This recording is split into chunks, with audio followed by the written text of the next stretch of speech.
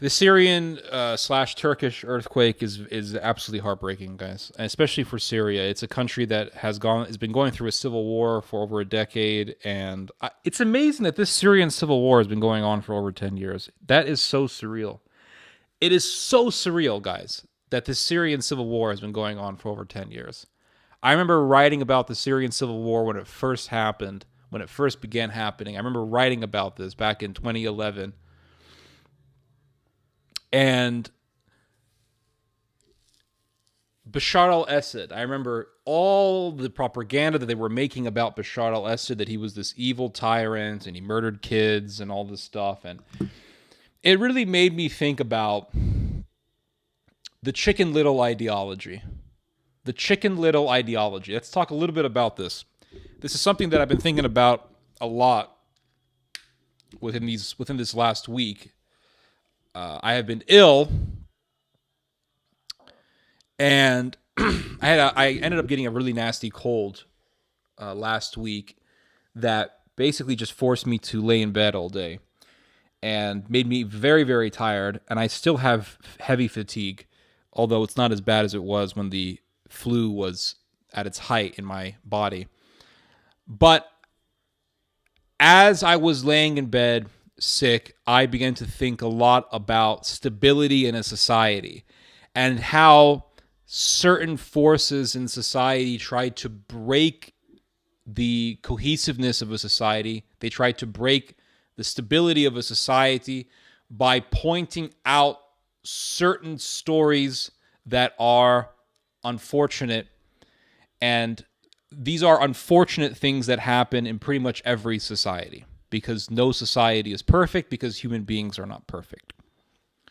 So, after George Floyd was killed, for those of you who do not know George Floyd, all of you guys have heard of George Floyd, but in case some of you may not know, and if you don't know who George Floyd is, ignorance is bliss. He was a guy who was arrested because he stole a pack of cigarettes using a fake $20 bill. Police officers come, they arrested him, and then one officer, Officer Chauvin, put his knee on the back of his neck, and eventually Mr. Floyd died. He died while he was in the ambulance or when he was in hospital, I don't remember, but he died. And the mobs were blaming the officer. There was a trial. And before the trial could even be concluded, there were already riots. And they were people who were calling for the defunding of the police. And they were calling for the dismantling of the police in the United States. I remember as a child, 5th grade, once a week they would have a police officer come and talk to us. And this officer, and this was in California. This was in liberal Democrat California. They would have a cop come and talk to us once a week when I was in the 5th grade. And of course, they would have a Q&A session between the students and the officer. And what do you think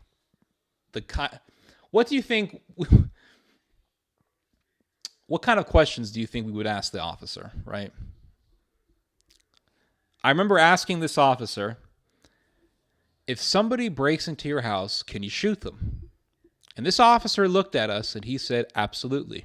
Now, this was in California, where people will tell you, hey, if somebody breaks into your house, don't shoot them because you could end up getting sued. This is liberal California in the late 90s. This police officer says, if someone breaks into your house, you can absolutely shoot them. And then he proceeded to tell us a story to fortify what he had just said. He recounted to us a story in which a woman shot an intruder. And he said there was a woman in Concord, California, where I was living at the time. She was home alone. Her husband was gone on business. He was out. So she was by herself at night. somebody broke into the house to rob the house.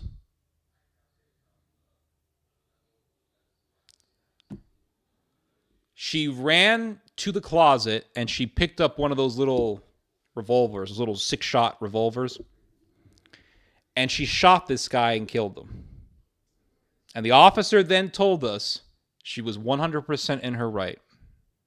I was like, wow. Now, at that age, 5th grade, so I was 10 years old, it never would have occurred to me that one day people would hate cops.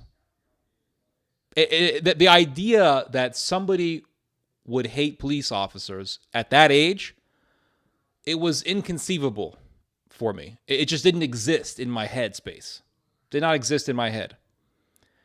Then I went into junior high school, and I never saw any sort of expression of hatred towards police officers. Then I went into high school, and that's when I began to see a little bit of it. But I really, really saw it coming out strongly when Obama was president. And I saw the riots that were happening because of Michael Brown and because of some of these other people who were killed by police officers. Eric Garner, those stories. And I saw the Ferguson riots when Obama was president. That was in 2015, Ferguson riots. And I saw the hatred towards police officers. Then the George Floyd thing popped up. And I saw the hatred towards police officers explode. And they were people, just complete, I'll be honest with you guys, just complete assholes. Let's be real here. Just complete.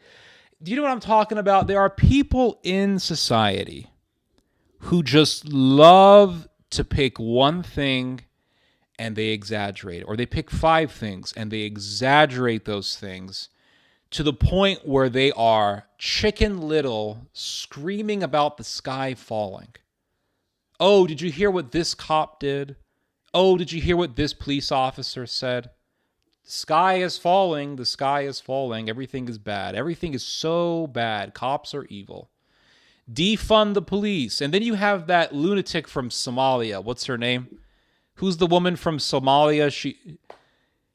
She has a political position in the U.S. government, and she wants to make America the next Mogadishu. Ilhan Omar. She's from Somalia, and she wants to make America like Somalia. She said, Ilhan Omar.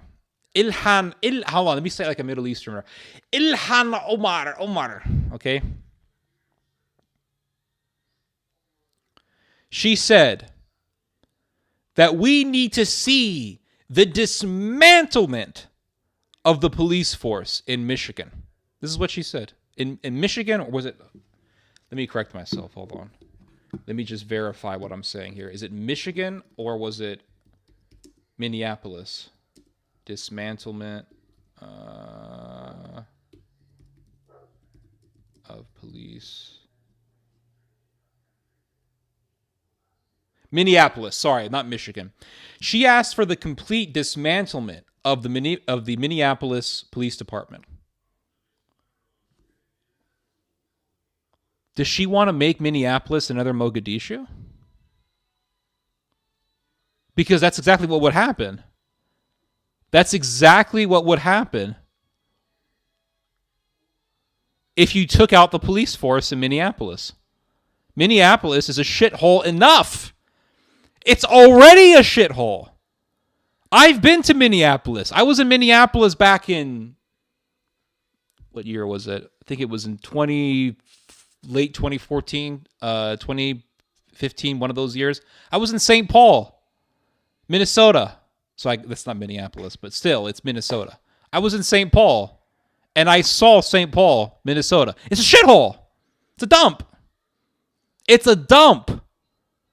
Let's take out the whole police force. We saw what happened in Kenosha. We saw what happened in Minnesota. We saw all these riots that took place. We saw the chaos. What do you think would happen if they took out the police force, guys? They want to take out the police. Okay. It's complete lunacy.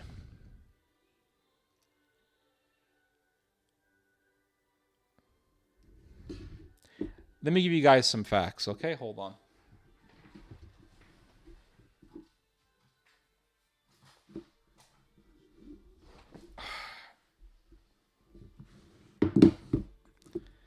So I did some research. And this is what I found. There was a study that was done by Sharbach and Nix and was published by the Journal of Criminal Justice. A recent study. I think this was from 2019. And I'll read to you guys some excerpts from this study. For example, 2 recent studies analyzed agency level. This is a study, right? So there's a little bit of verbal masturbation, although it's not as bad as some of the other studies that I looked through.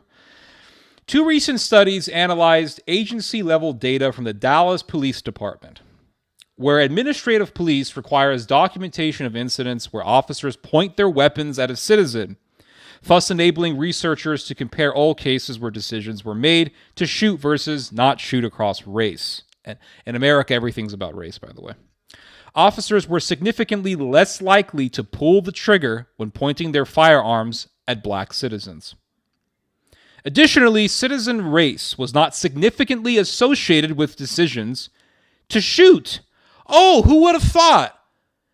Who would have thought that police officers aren't actually thinking of skin color when they are in a life or death situation?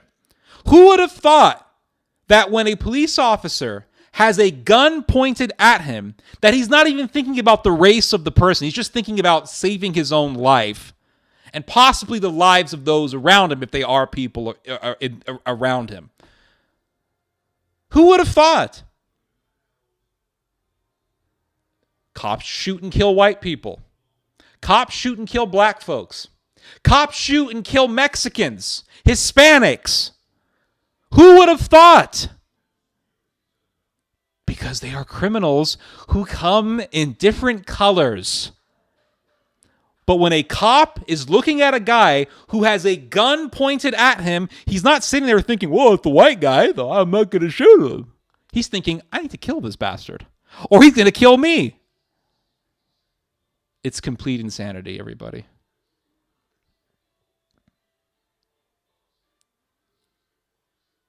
It's complete bullshit. Additionally, okay, I already read this.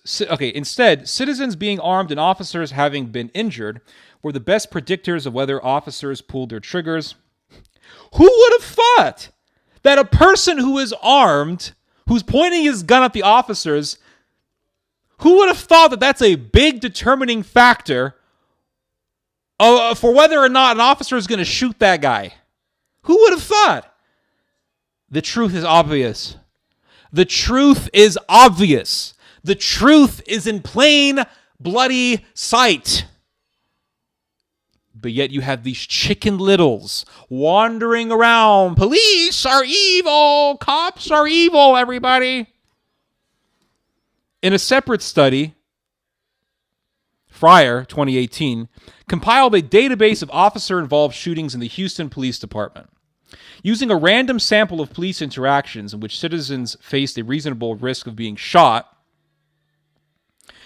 attempted murder and or aggravated assault of a peace officer resisting evading arrest, he too found that black citizens were less likely to be shot under these circumstances while controlling for weapon possession and other encounter level variables. Translation: if somebody's holding a gun and he's in a conflict with an officer, that has increased his chances of being shot. Who would have known? These analyses, however, prohibit the ability to generalize findings to the broader law enforcement population of approximately 15,000. A few studies have employed more appropriate risk-related benchmarks at the national level, and results largely differ from those that have used general population benchmarks, etc., etc. So let's fast forward here because there's a lot of clutter in the study here.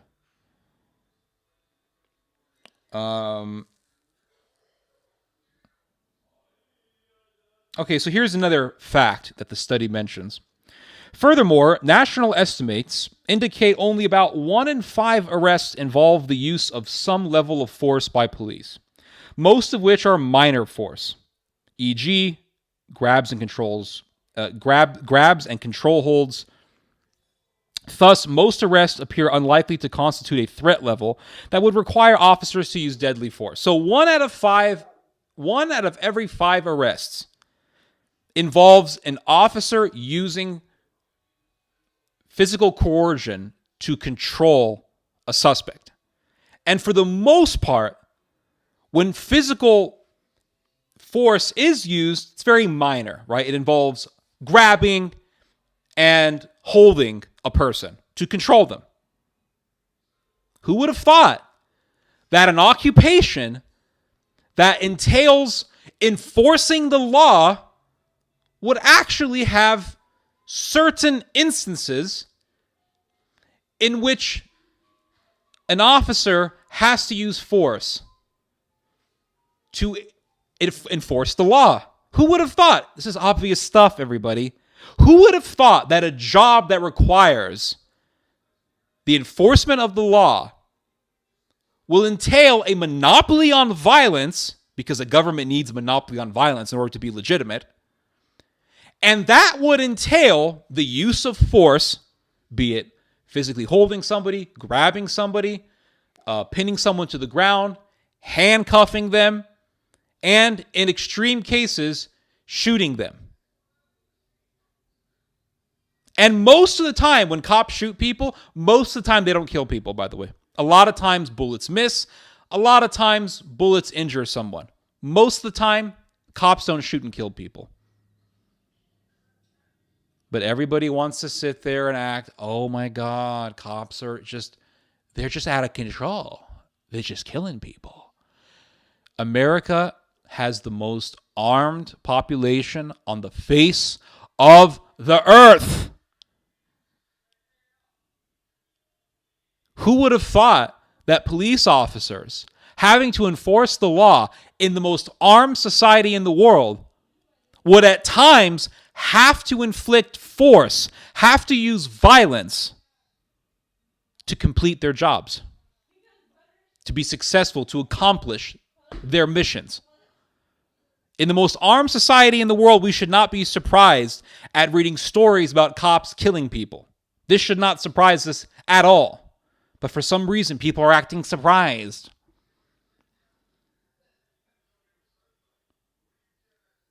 And they'll sit there and they'll use these arguments. Well, that's not how they do things in Denmark. That's not how they do things in Ireland. That's not how they do things in Sweden. These aren't the most armed populations in the world.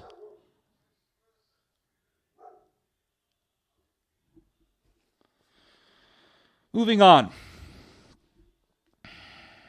An analysis of the 2015 Washington Post data show that the majority, 82.4% of the fatal officer-involved shootings in that year involved a citizen with a deadly weapon. So in the year 2015, according to the Washington Post, over 82%, the great majority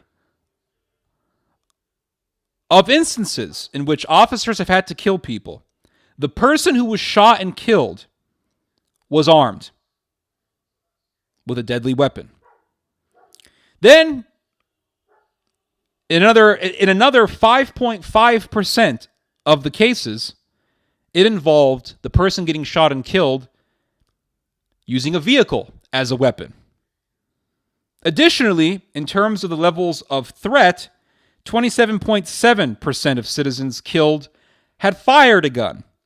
15.7% were attacking with a non-gun weapon, so a knife, etc. 30.4% were pointing/brandishing a gun. And 16.5% were engaged in other types of threats, e.g., brandishing a knife, refusing to drop a weapon. These aren't cases of just cops walking around just shooting random people. Like, oh, look, there's an old woman walking to church. Oh, bam, bam, bam. And we saw this bullshit with the Breonna Taylor case. Oh, just some poor woman who was sleeping. She worked very, very hard, mister. She was just trying to sleep while them damn police officers broke into her house and shot her. She was just trying to sleep. And then you actually read the details. And what do you find out? You find out that the reason why they had a warrant out for her was because she was a former girlfriend for a drug dealer that they were looking for. She was the treasurer for the drug dealer. She was literally holding the money for the drug dealer. You damn right. She's going to be in a list of those that officers are going to visit. You damn right they're going to have a warrant out for her. But you had the narratives. Oh, this poor woman was just trying to sleep. Actually, she wasn't sleeping. She was at the end of the hallway. Her boyfriend shot at the officers. What do you expect the officers to do?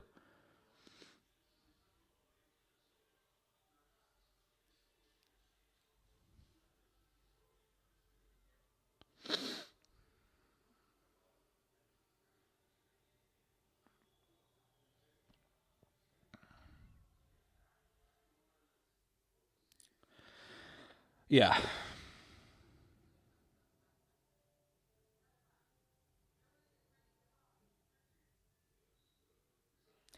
An investigation of the 50 largest police departments in the U.S. by Vice News found that from 2010 to 2016, approximately 2/3 of all people shot at by police were not killed. So 2/3 of those who were shot at by the cops weren't killed. Which means that we're not dealing with cops that just want to go around like, oh yeah, squad and just kill people, guys. Most of the time, they don't kill people when they shoot at people. And I've seen cops fire warning shots. I've seen cops deliberately miss people. Fatalities comprised only about 1/3 of all police shootings in those major cities. So, in all the police officer shootings, all the police involved shootings, 1/3 of them lead in death. 2/3 don't.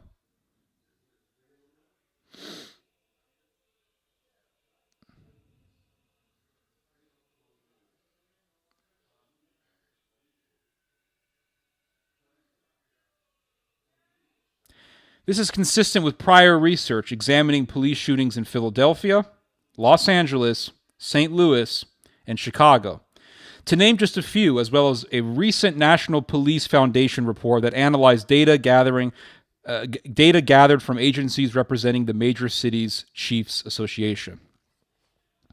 140 police officers were feloniously killed on duty from 2015 to 2017. So they looked at 3 years. 2015, 2016, 2017. 2015, 2016, 2017. 3 years. In those 3 years, 140 cops were killed in the line of duty. The left side column in Table 1 lists the breakdown by the known race/ethnicity of the perpetrators of fatal violence against U.S. law enforcement. Of those 140 officers killed over the 3-year period, 61 were killed by suspects who were categorized by the FBI as white, 56 by black suspects, and 13 by Hispanic suspects. So much for Trump talking about all this crime that's caused by Hispanics. So in 3 years, you have 140 cops dead. That's 140 too many. But they just want to talk about people that were killed by the cops. And in almost all cases, people who were killed by cops do it because they are firing a weapon, they're brandishing a weapon, they're doing something that's going to get them killed by the police.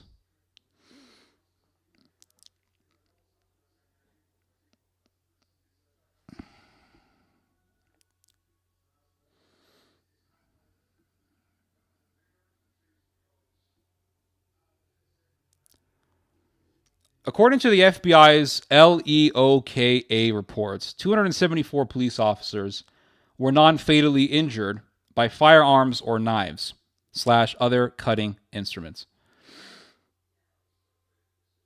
Now check this out. In the state of Texas, in 3 years, police gunfire in Texas injured or killed 498 people in a 3-year period from 2016 through 2018. So in 2016, 17, and 18, those 3 years, around 500 people were injured or killed by police officers. 3 years, guys. 500. Of those, 178 were white, 135 were black, 174 were Hispanic. So they kill whites, they kill blacks, they kill people who are trying to hurt them. A total of 88 police officers were shot and injured or killed from 2016 to 2018. The middle column in Table 1 lists the breakdown by the reported race / ethnicity of the citizens who perpetrated gun violence against law enforcement in the state. Of those 88 citizens, 18 were shot by citizens who reported as white, 33 by citizens who were black, and 32 who were Hispanic. Anyway, I just thought that I would share some of those facts because there's a lot of nonsense that has been getting distributed and inculcated, and it's really all not a big deal. It's not a big deal. All the stuff about police officers being bad and all this stuff, it's just propaganda. It is. It's propaganda. They look at a 3-year period in the state of Texas. There's like 20 million people living in Texas. And you got 500 people who are injured and killed by officers. And they're making it out like cops are just trigger happy and they're nuts. Yes, you're going to have bad things that happen. That's going to be inevitable. But you have people who are saying things like, let's dismantle the police force. Let's defund the police force. Well, we had defunded the police force. We've actually seen the results of defunding the police. We've seen it. We saw it in New York City. What was it, back in the 80s, or I think it was in the 80s? They saw the New York City defund the police. And it wasn't because of some liberal agenda. I think it was because they were just lacking funds for the police or something like that. Well, what happened was that the crime rate went up to the damn roofs.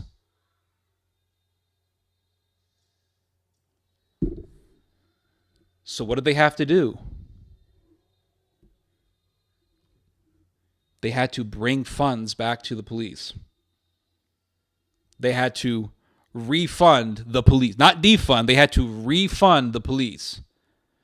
Because that was the only way to bring crime down. So these people who want to attack cops, what they're really asking for is instability. Because that's exactly what would happen if you dismantled the police force or if you defunded the police force. And common sense shows this. Common sense shows this. But you have these schmucks, these lowlives, these instigators, revolutionaries. You have this scum, just pure scum, that want to ruin the country even more by defunding the police, dismantling the police, abolishing the police. You have people who are asking for the abolition of the police. And they're like, well, what we really need is just a community police. We need community policing. So if you had your community policing, you're telling me there wouldn't be cases of these community cops doing things that are bad? It's all insane, guys. It's complete insanity.